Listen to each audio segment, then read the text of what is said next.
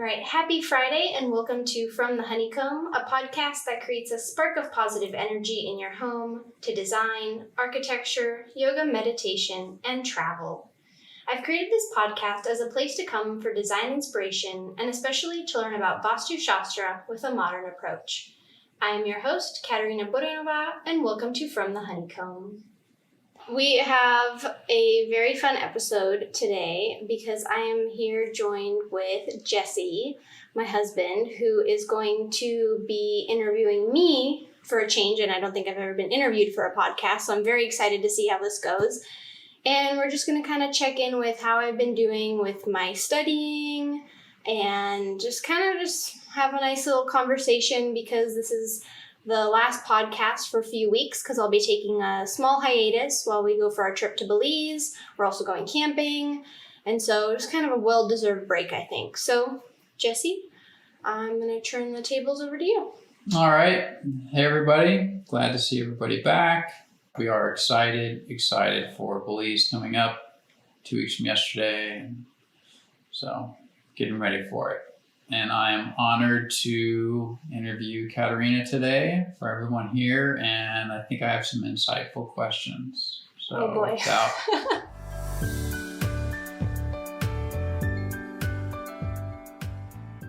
All right, so Katerina, what's something you're grateful for? So in this moment, I think just thinking about, which I'm sure we're going to dive into, is how this week went, is I am very grateful for my health. I know in the last week's episode, I talked about how good I feel and, well, disclaimer, this week was not what I thought it was going to be, especially coming off of last week's episode where I felt like, given the stress of my exams and how I'm coping with it this time around, I thought I was doing a really good job, and that was not the case. So I think just grateful for my health, grateful for listening to my body when I knew something was wrong, taking care of myself and really giving myself grace and just letting myself also sleep a lot this week because I slept so much and I think my body needed that. So there's a couple things, but that's what I'm grateful for. What about you? I am grateful for the week being over. Really hustled hard this week to get my work, my company I manage, into a point where I can step away for a couple weeks. And beginning of the week, I didn't think I was going to get there, but really hustled hard, really pushed, and I feel like I'm ready to be able to take a break and then not have to worry about the company, but sort of hand it over to the family, manage while I'm gone. And so I'm grateful that I was able to get through that. Good. I'm happy for you. Thanks. Cheers. Cheers. Nice to be. Nice to be.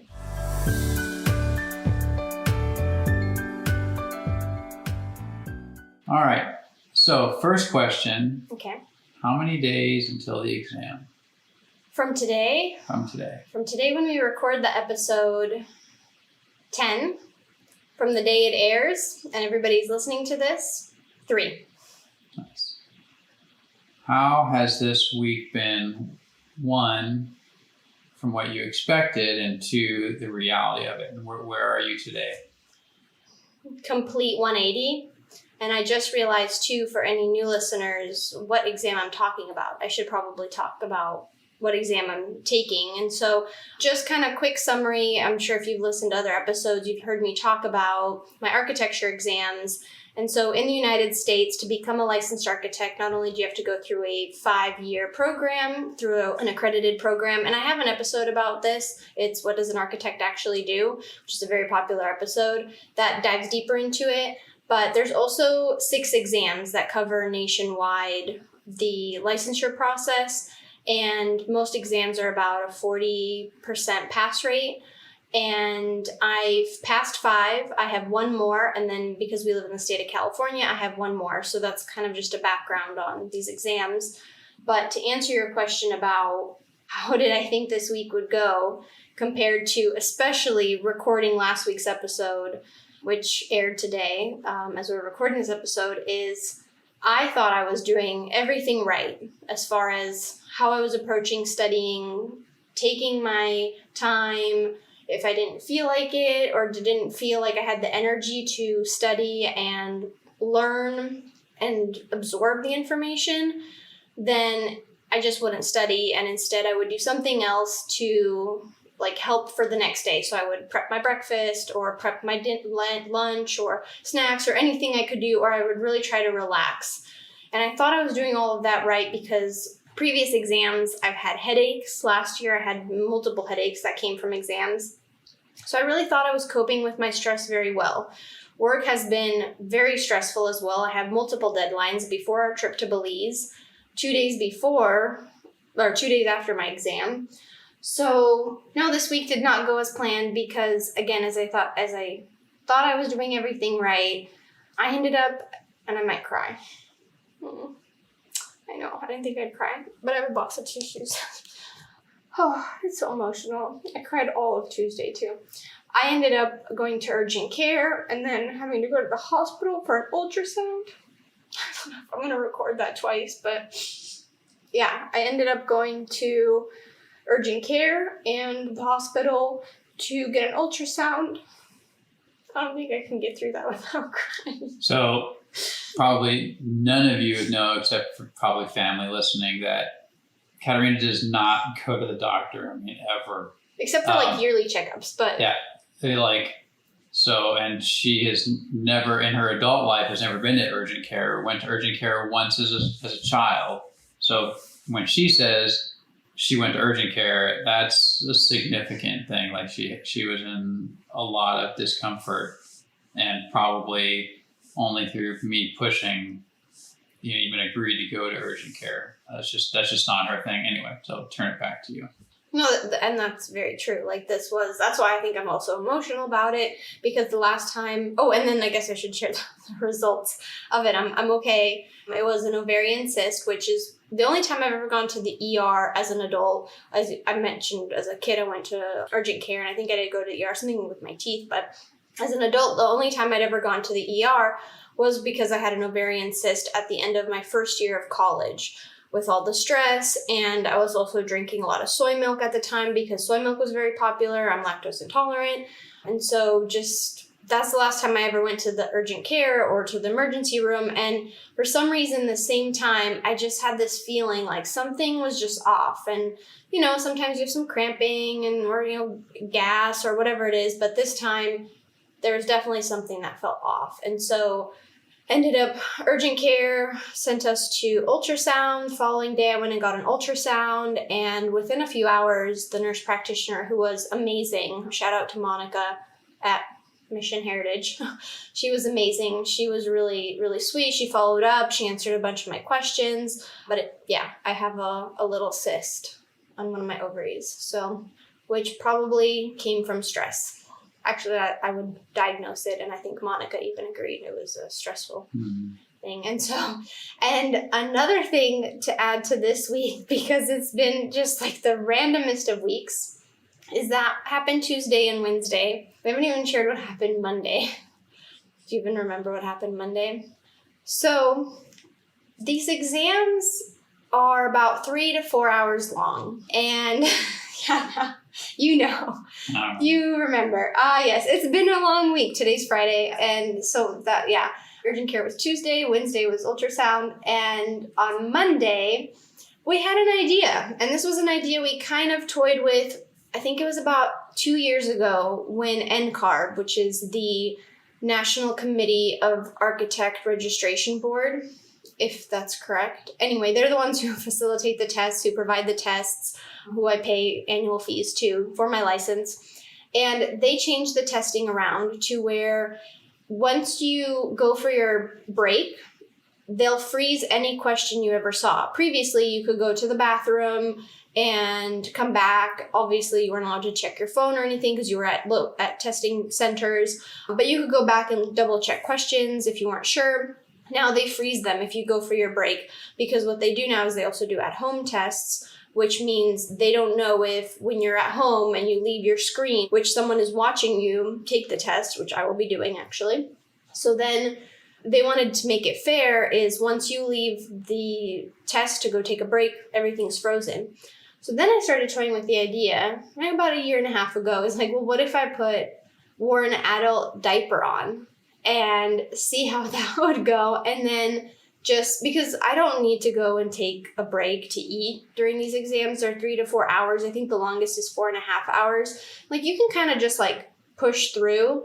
And I usually don't go for a water break or anything. Mostly it was just like a bathroom break and kind of just regroup because you have the break. But now that you can't go back and look at your questions or answers from the questions you already saw, so the moment you open it, you can't see it again, we kind of joked around with the idea of adult diapers. Well, because this exam I'm taking is at home and I don't have proctors and I don't have to go through security, which before the exams, they used to take your fingerprint, but not with COVID anymore. But they do a wand. What's that called?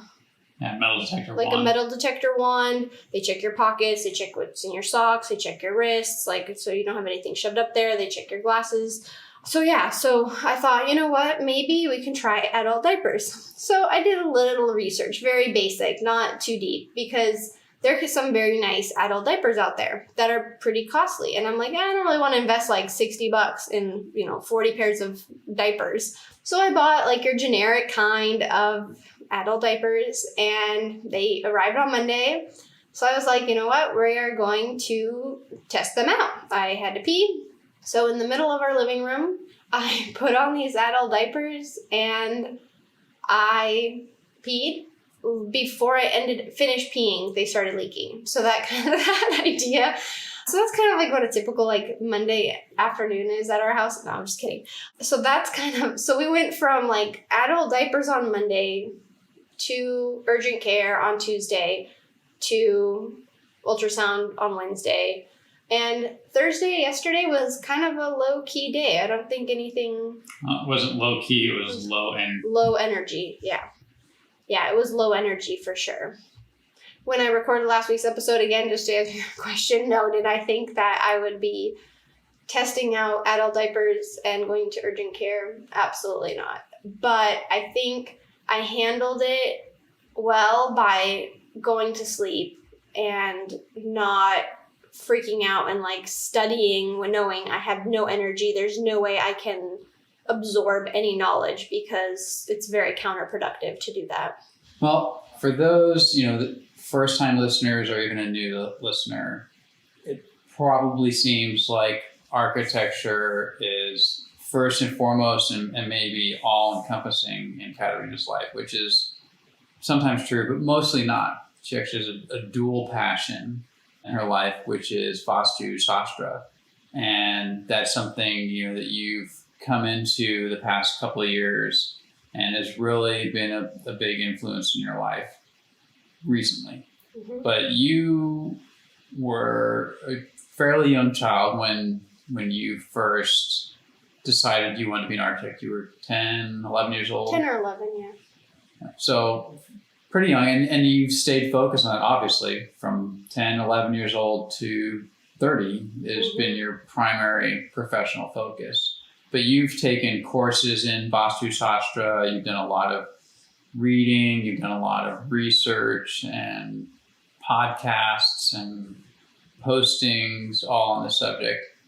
If you could travel back to that 11-year-old and whisper in her ear, keeping in mind, Vastu Shastra, although is a very, ancient following, was not westernized at that point. But would you change that course of your life? Would you prefer to have that be your primary profession at this point?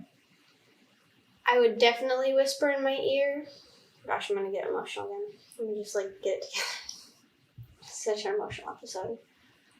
I think, would I whisper it back into my ear? Absolutely. On multiple things. I think, to answer the question on Vastu Shastra, absolutely. Because I loved to read.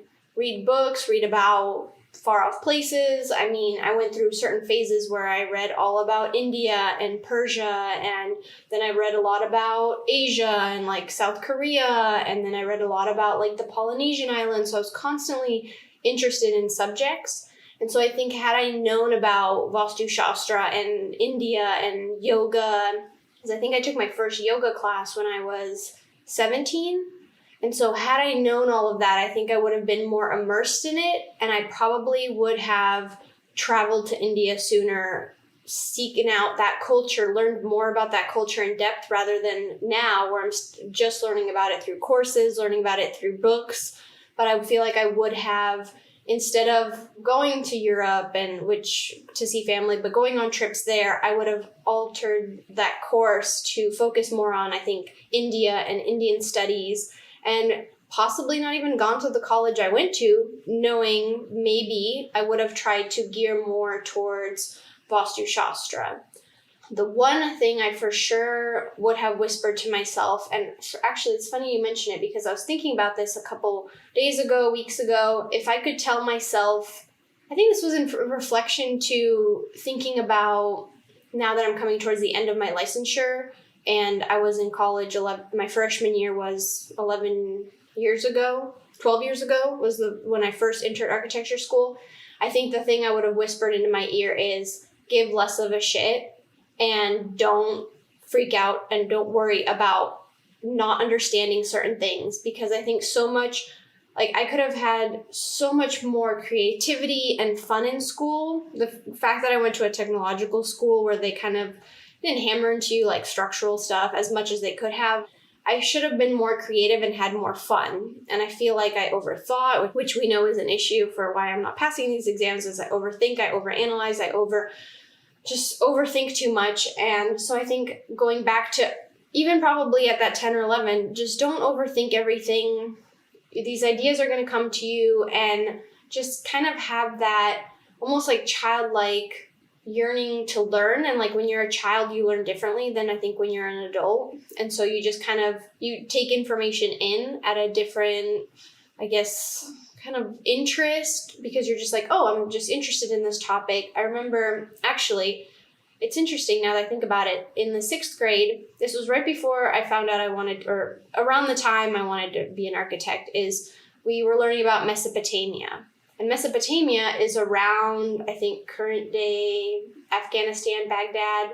I know that's a far reach. I think that's what it's. Mesopotamia was a very early civilization. And I remember thinking, this is such an amazing civilization. We had to make like a tour guide book about like how to visit Mesopotamia and like what to see there. And I remember that like a cool area to like learn about. And so I wish also we had learned in school more about that part of the world, and maybe that interest would have come sooner than it did come in my late 20s, because I learned about Vastu Shastra in 2018. 2018, I learned about Vastu Shastra, where like the seed was planted. I knew I wanted to do something with yoga and architecture, and that's kind of where I learned about Vastu Shastra.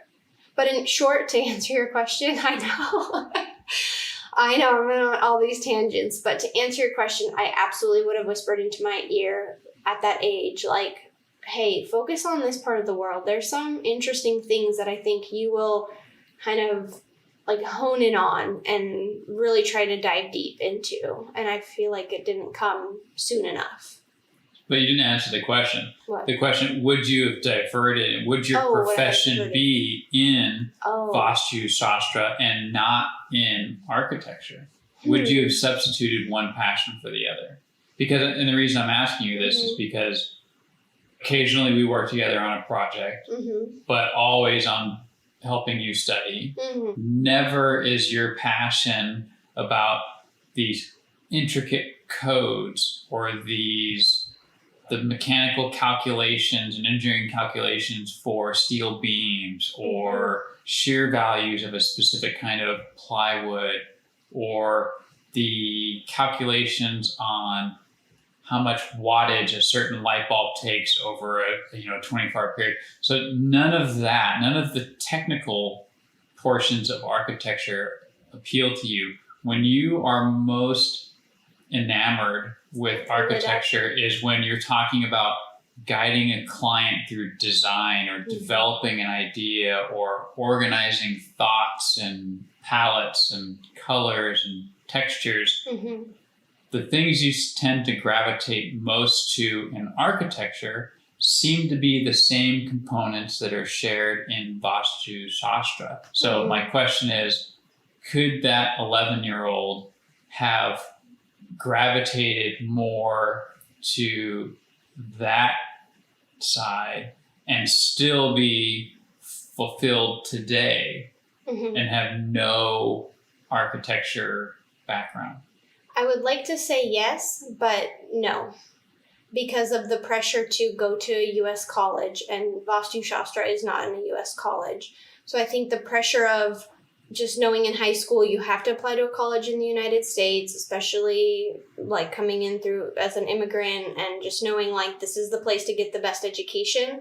Maybe a part of me would have wanted to, and it could have been a passion. And I know there's so many of my friends and so many classmates who got pushed into certain degrees that they had to do because their parents wanted it or it just was expected. And so I think I would have probably wanted to, but it comes back down to that degree, the license, that paper. And I think that's where, in reality, it wouldn't have happened, even though had I wanted to, maybe I would have tried to do like a minor in some sort of studies, but it's just not accessible right now in the United States. Because even the courses I take or I've taken, a lot of the ones I do want to take are from India. There is the one course I took, which was from a couple in California, and that was very hard to find, also extremely expensive. So I just don't think, even back 10 years ago, I would have had to completely either finish my architecture school and then drop everything and like move to India or something. Like it would have had to been very drastic. I wish I could say I would have changed paths, but I don't believe so, because I would wanted to get a degree from an American college, American university. Interesting. Yeah. All right. Well, let's move on to adding a little levity to the conversation. Let's fast forward to you've passed the next 2 exams. What's the first thing you're going to do? Cry. That's 100% accurate. 100% accurate. Okay, what's the second thing you're going to do? Pop open a bottle of champagne. And then I know where your question's going. My dream was actually as a gift to myself, because after passing every exam, I gift myself something, whether it's something I wanted, some extravagant gift. Sometimes I bought myself a sweatshirt I like. Other times I bought in myself a beautiful kimono custom made from Bali. So, I mean, it's varied, right? I mean, I even bought my drum for one exam. So my goal was, for once I passed my exam, is to go to India to gift myself that for passing the exams. Given the state of COVID, the world, everything happening right now, the trips we have lined up, obviously our itinerary fills up very far in advance onto how many international trips we can do a year, that we're kind of booked up for the next year or two. I mean, a trip to India would not happen this year. If next year, it would be a long shot. And so my goal was to go to India to see the Taj Mahal, to experience and possibly take a course in Vastu Shastra. That's what I would have loved to do. But now what I would do, I know the one thing for sure I'm doing is I'm getting a frame for my diploma and my license next to each other, and I'm hanging it right above my desk at work so I can look at it every day. Does that answer the question? I guess now that I'm not going to India, what am I going to do, right? Mm-hmm. My goal is to have my own firm. Well, no, I'm talking like literally. Like literally what am I going to do? You passed the exam. You passed the California exam today. Like, what are we doing this weekend? Like, what's the first, not like the minute after you find out, but like, what's the thing we're doing that first weekend? Like, that's what I'm asking. Interesting. There's that bonfire I want to have. Yeah, like medieval book burning. That's right. I totally forgot about that. I would like to, of course, take out all the plastic rings, and I'm not burning like books, but like all my study notes, just take everything out of the spiral ring binder, and have a big bonfire and burn everything. That's what we're doing. It's a good thing we know the Laguna Beach Fire Marshal. That's all I gotta say. That's true. We're on good terms with him. I don't know if I can say Laguna Beach, but yeah, we can say Laguna Beach. That's fine. We won't say his name, but we're pretty tight with the Laguna Beach Fire Marshal. Yeah, he's awesome. So I think that's what I would do. I would have that bonfire, I don't know who's invited. I don't know who I'm going to invite. I don't know if it's just going to be you and I or Vedu or... Need more people to Dylan. carry books. I know that thing. Oh my gosh, tell me about it. The amount of money that's gone into this. So I haven't gotten my master's degree. Okay, and my last question is, where are you 1 year after receiving your license? With my own firm in place, as far as the paperwork, everything. Part-time, though, possibly at the firm I'm at now, and working on projects locally, building up my client list, but having that flexibility that I want and that I know will allow me to be my highest self in architecture and be the highest self architect. Yeah, not like, it sounds like a joint, like high, but like be my highest self and the best self that I can be in what I think is my dharma, which is my soul's purpose on this planet, is to be an architect and design homes for people, because I believe that like we spend so much time in our homes that creating that space is very important and very intimate.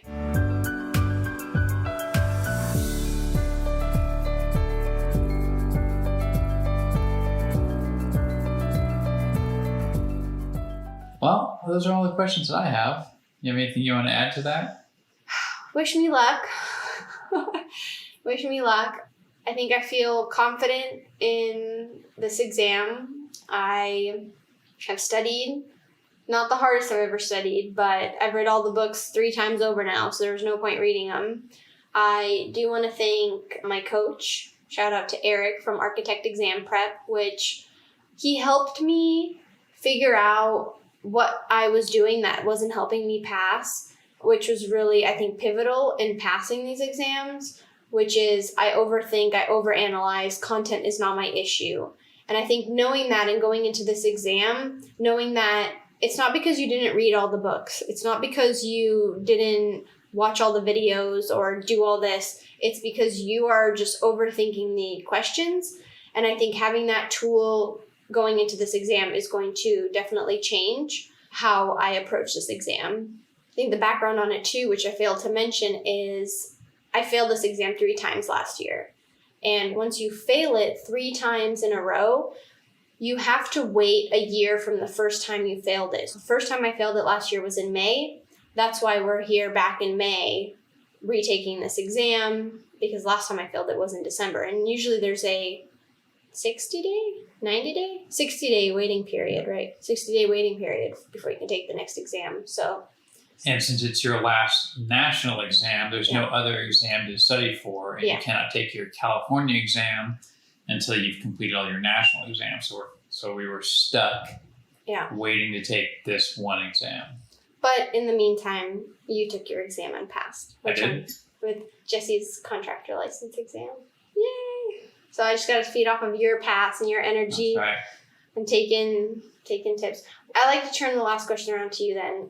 Since I'm 2 weeks out of my test, what would you give me as advice when you were 2 weeks out of your exam, which I know we had a lot going on at that time. It was really stressful.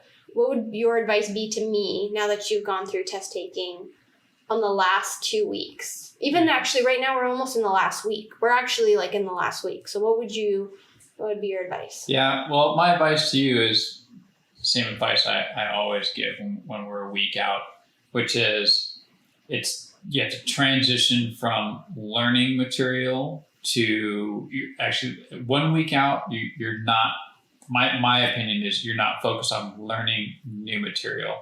It's just reinforcing what you know. Really, that's only for the next couple of days. And then my approach is the last 3 or 4 days before the exam is really just becoming mentally prepared to take the exam. At that point, it's not really studying anymore. It's just minor overview of material, conceptually understand the material, relax, and become emotionally prepared to take the exam. And that's what was tough for me 2 weeks before I took my exams. You know, my dad was in the hospital, work was super stressful. It was just, it was a shit show. Mm-hmm. So that for me, that last 2 weeks was really just kind of like I was just taking practice tests.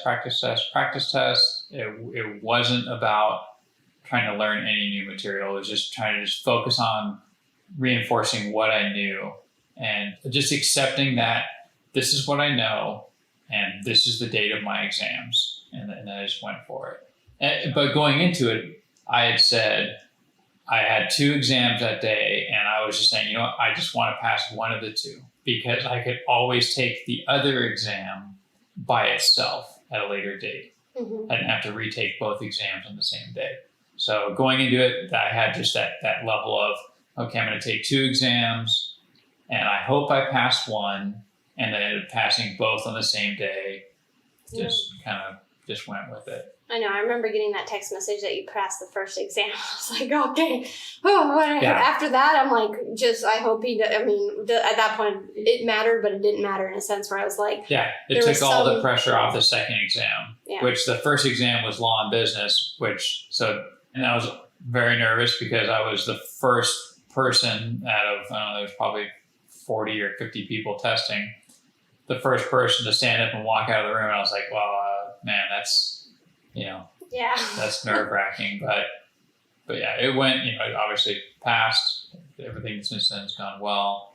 So took a lot of pressure off. I did have one more question for you.